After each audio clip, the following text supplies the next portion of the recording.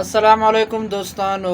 سینیټر مشتاق احمد تازه بیان په خپل غوږو در سره واورئ. بات بتاتا ہوں، وہ تفصیلات بعد میں کسی وقت بتاؤں گا، لیکن ایک بات بتاتا ہوں.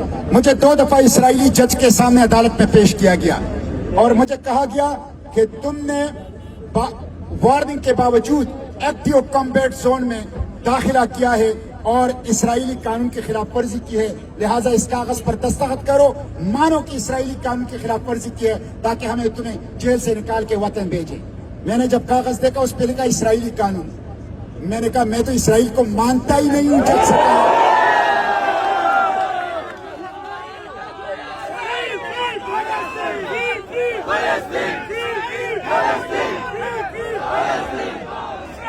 میرے بھائیوں،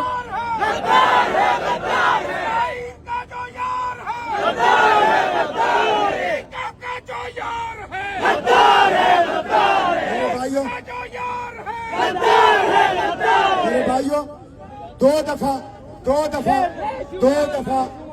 دفعہ برطانیہ کے کونسلر مجھ سے ملے اور رہائی سے 1 دن پہلے مجھ سے برطانیہ کے کونسلر ملے.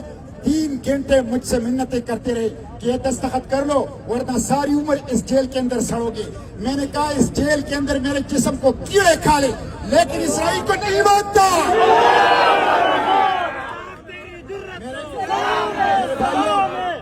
اسرائیل کو میں نے کہا اسرائیل کو نہیں مانتا.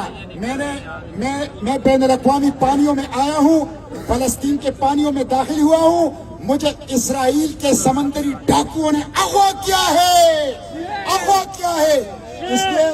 اور میں نے ان سے یہ کہا کہ میرے بابا قوم قائد اعظم اسرائیل کو نہیں مانتا، میرا پاکستان نہیں مانتا، میری ریاست اسرائیل کو نہیں مانتی، میری حکومت اسرائیل کو نہیں مانتی، میرے عوام اسرائیل کو نہیں مانتے. میں اسرائیل کو نہیں مانتا، اسرائیل کو مٹائیں گے، اسرائیل کی ناجائز ریاست کو مٹائیں گے.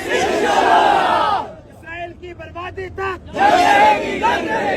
بغیر دستخط کیے میرے مبارک پاسپورٹ پہ اسرائیل کا گندا مہر نہیں لگا ہے. میرے بھائیوں، اس لیے مجھے انہوں نے بغیر اس کے مجبوراً وہ ڈیفولٹ کر دیا ہے. میں یہ عرض کروں